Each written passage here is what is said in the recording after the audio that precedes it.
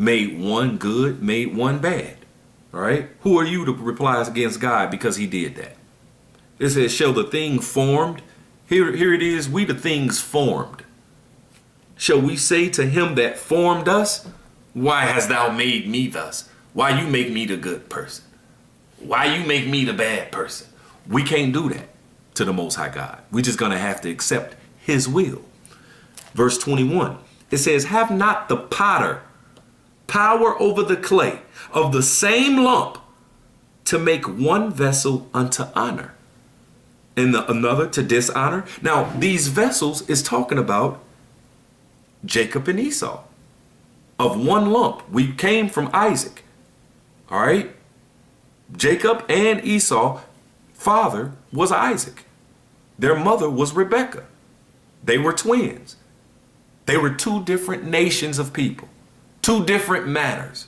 One vessel he made for a good manner, to be good, to be the righteous. Another vessel he made to be the wicked. One vessel he made to just be matter of fact, let me just read it. Verse 21, have not the potter, God being the potter, have not God, power over the clay, power over us. That's down here, that's humans, right? Of the same clay, we all in flesh. That's why it says in that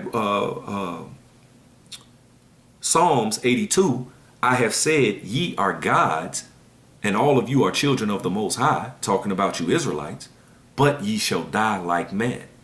Even though you gods, you gonna die like man because you in the flesh, just like a regular old man. Even though you these gods. See, these other nations are not those gods that he called us in that Psalms 82.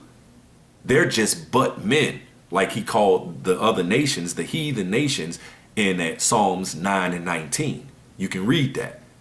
It's a difference between these heathen nations, which are but men, that's in flesh, and the gods, his special chosen people, all right, he made gods, but they're also in flesh, okay? So they're in this lump of flesh, right? Of the same lump, he made one vessel unto honor, talking about Jacob, and another unto dishonor, talking about Esau.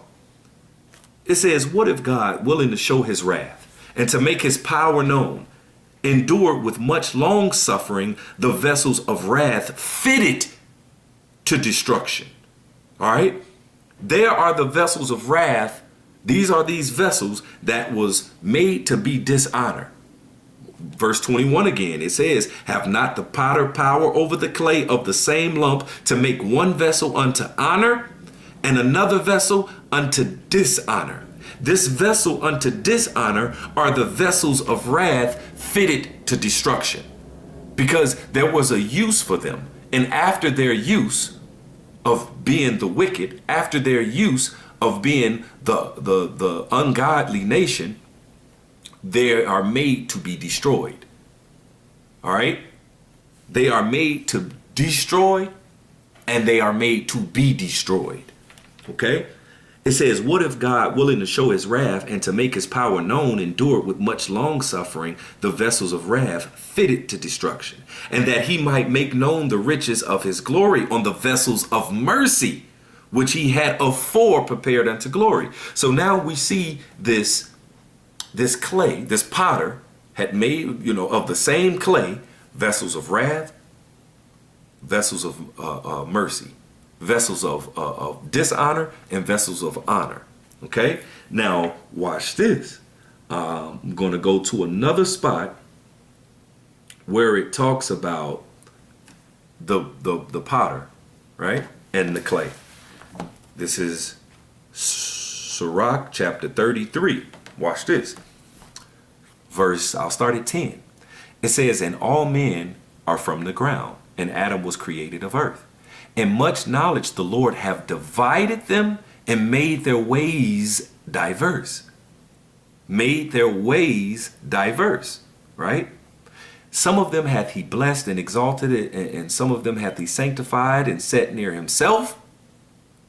But some of them hath he cursed and brought low and turned out of their places.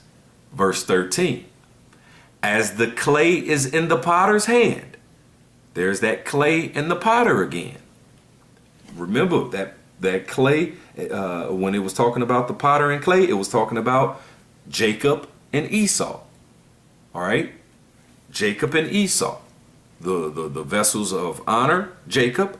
The vessels of dishonor, Esau. All right? Here it is again, verse 13. As the clay is in the potter's hand to fashion it at his pleasure, so man is in the hand of him that made him to render unto them as liken him best.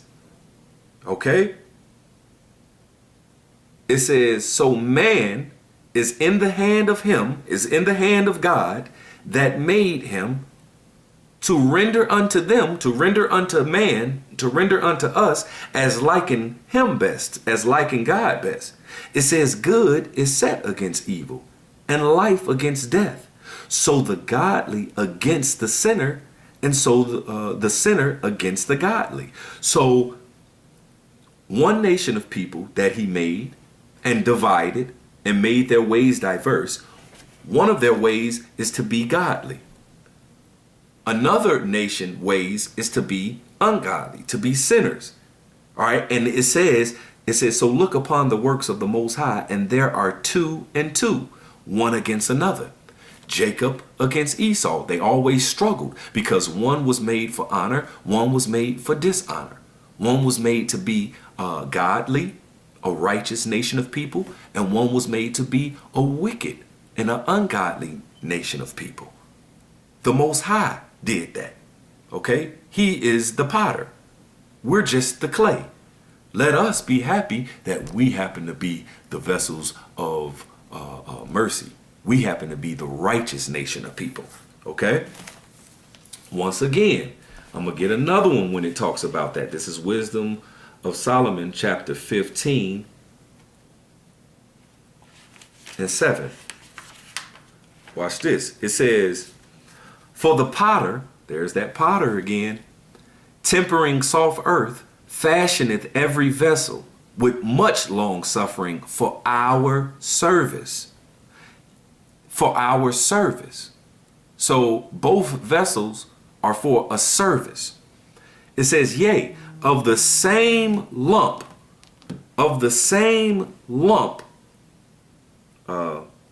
my bad, let me get that again. Right. For the potter, tempering soft earth, fashioneth every vessel with much labor for our service. Yea, of the same clay he maketh both the vessels that serve for clean uses, and likewise also all such as serve to the contrary. So one of the vessels are served for clean uses, and contrary to clean is dirty. So it says, and likewise also such as serve to the contrary. So there are some vessels that's meant for dirty uses. Some vessels are meant to be the ungodly. Some vessels are meant to be the unrighteous. Some vessels are meant to be the wicked. Okay? And that's Esau Edom, the son of perdition, the man of sin. All right? The so-called white man. And you so-called Negroes, Latinos, and Native Americans were meant to serve for clean uses. Okay? Even though 2/3 of our people are going to be dirty because they're going to do what the dirty nation of people are doing. Okay? So his use, the use of Esau,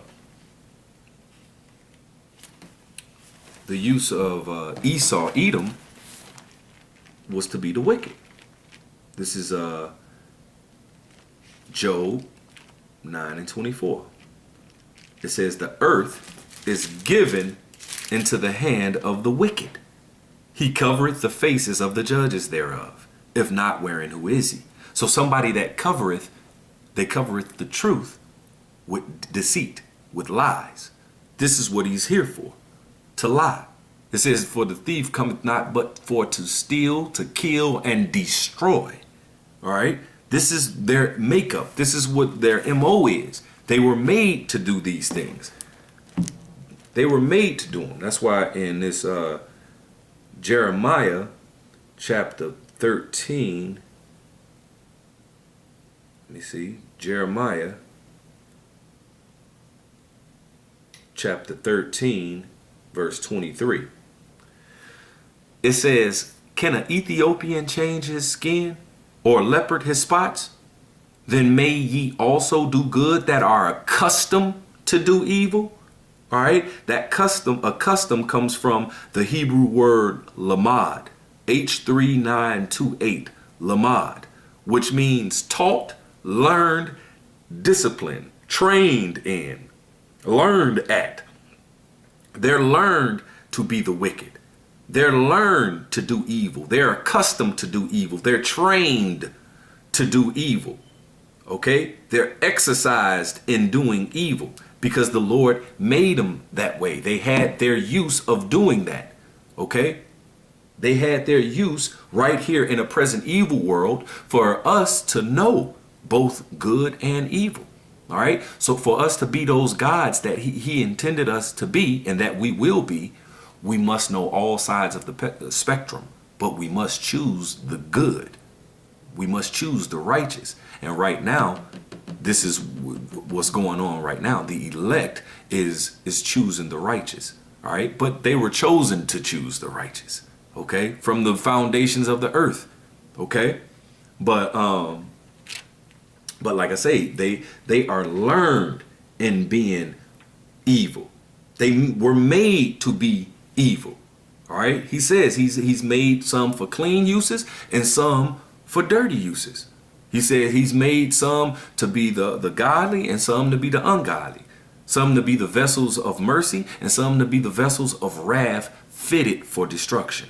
All right. Some to be honorable and some to be dishonorable. We reading it out the scriptures. And every time we read it, it's talking about Jacob and Esau. Jacob, you so-called Negroes, Latinos, and Native Americans, and Esau, the so-called white man. This is what it's talking about. Okay? So this is 2nd Esdras chapter 4 and 26. 2nd Esdras chapter 4 and 26. It says, then answered he me and said, the more thou searchest, the more thou shalt marvel. For the world hasteth fast to pass away, and cannot comprehend the things that are promised to the righteous in the time to come. So the righteous nation of people are promised something in a time to come. But right now, this present evil world is just that. All right. So in the time to come, we have a righteous world. All right. But right now, like it says, once again, and cannot comprehend the things that are promised to the righteous in the time to come. For this world is full of unrighteousness and infirmities. But as concerning the things whereof thou askest me, I will tell thee. For the evil is sown, but the destruction thereof is not yet come. So Esau, Edom, the so-called white man, the son of perdition, the man of sin, is still here on top. Even though he's going down fast, but the destruction thereof has not yet come. So those who destroy the earth, like in that Revelation, it says he's going to come, the Lord's going to come with a reward for his saints, all right? Those who wasn't about this present evil world. And he's going to come to destroy those that destroyed the earth, all right? And when did evils multiply? When the so-called white man came into power. When did backward assness and total contrariness come? When the so-called white man came into power during the time of Alexander the Great and his generals and their children. All right. When they came into power, that's when evils multiplied on the earth. And that's when it's real. That's why it says, for this world is full of unrighteousness and infirmities. All right. And it says, for the evil is sown, but the destruction thereof is not yet come. It's on its way, but it is not yet come. And who is this coming for? For the vessels of wrath fitted to destruction. The man of perdition, the son of perdition. All right. That's why he's the son of perdition. Not only because that's all he do is destroy, but also he's going to be destroyed. He's the vessels of wrath fitted, tailor-made for him to be destroyed. Okay? Right? So the destruction of this present evil world has not yet come. Right? This is 2nd Esdras chapter 6, verse 7. It says, then answered I. So now Esdras want to know, okay, well, the world that's to come, that's going to be filled with all righteousness, is not yet come yet. But I understand that. So, and we in this world that's full of unrighteousness and infirmities. We in this present evil world. So he asked the question. He said, then answered I and said, this is 2nd Esdras chapter 6, verse 7. Then answered I and said, well, what shall be the parting asunder of the times? Or when shall be the end of the first? When is going to be the end of the first that's full of unrighteousness and wickedness, where the earth is given into the hand of the wicked, the earth is given into the hand of Esau? He said, when is the end of the first? When is the end of that? And when is the beginning of it that followeth? When is the beginning of it that followeth? All right? When is the beginning of the world that it says that's the time to come, that's full of all righteousness? He said, when is the beginning of that? When is the end of the wickedness, and when is the beginning of the righteous world? This was the answer. Verse 8, and he said unto me, from Abraham unto Isaac, when Jacob and Esau, they go Jacob and Esau again, were born of him. Jacob's hand held first the heel of Esau.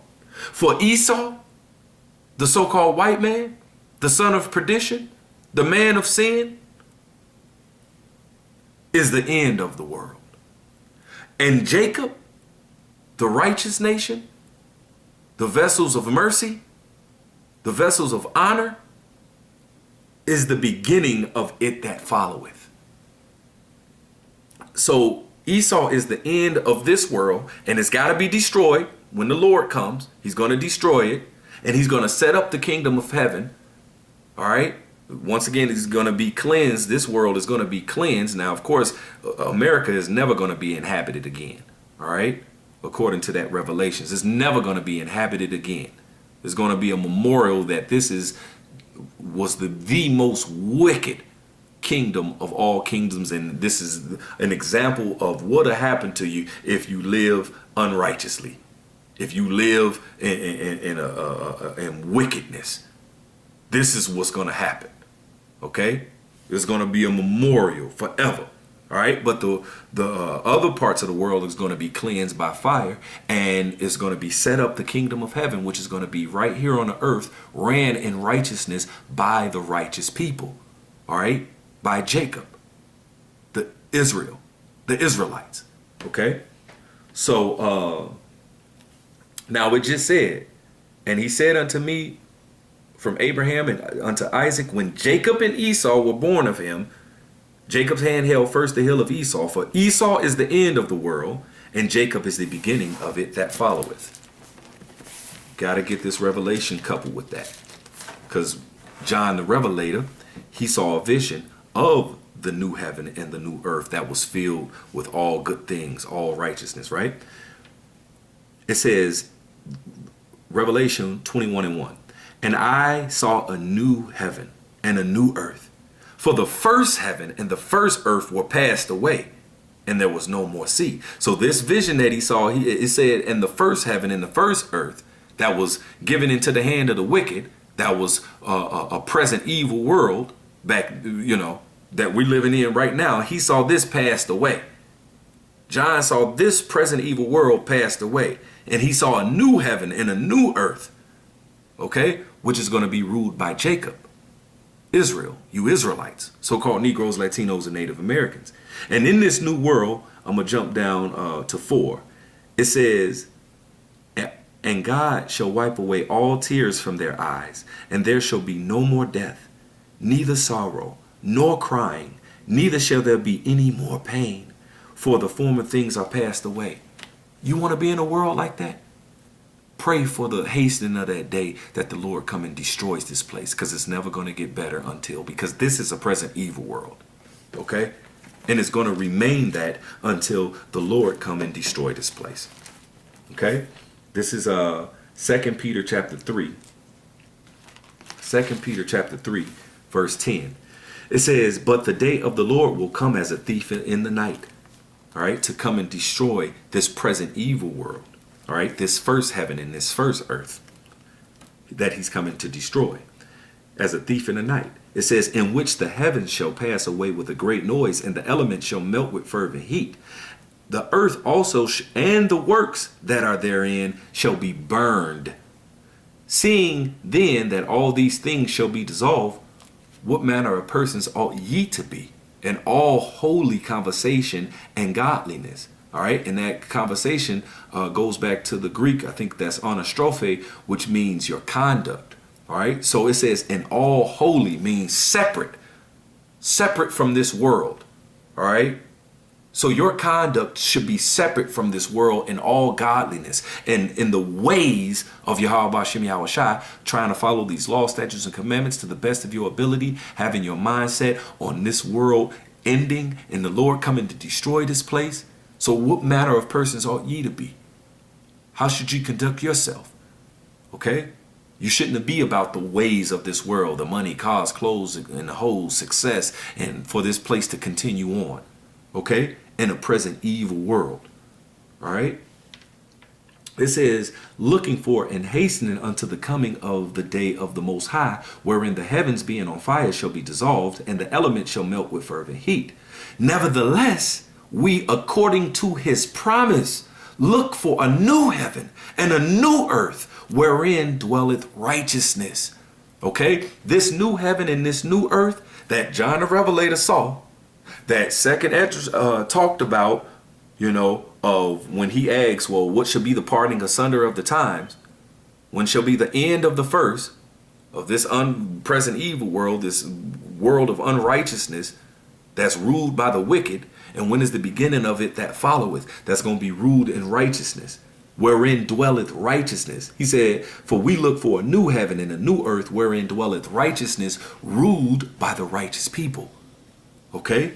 Ruled by the righteous people, which brings me to my last scripture, 2 Esdras chapter 7 and 2.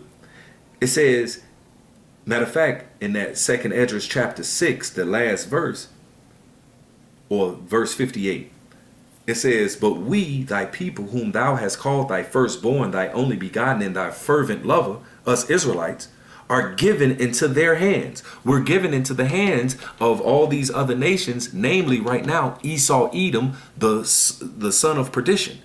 All right. The man of sin, the ungodly nation, the wicked nation. All right. We're given into their hands. Verse 59, it says, well, if the world now be made for our sakes, why do we not possess an inheritance with the world? How long shall this endure?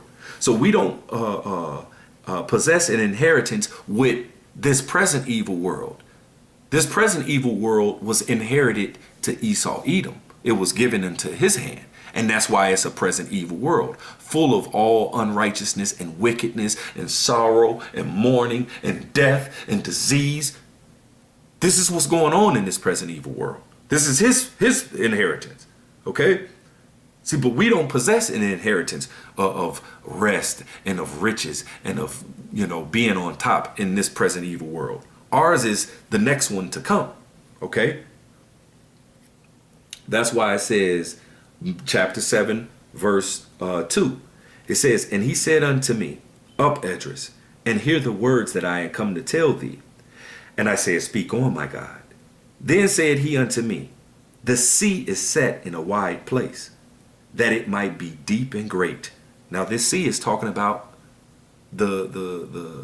our kingdom, all right, which John the Revelator saw, which that sea is Revelations 21 and 1. And I saw a new heaven and a new earth.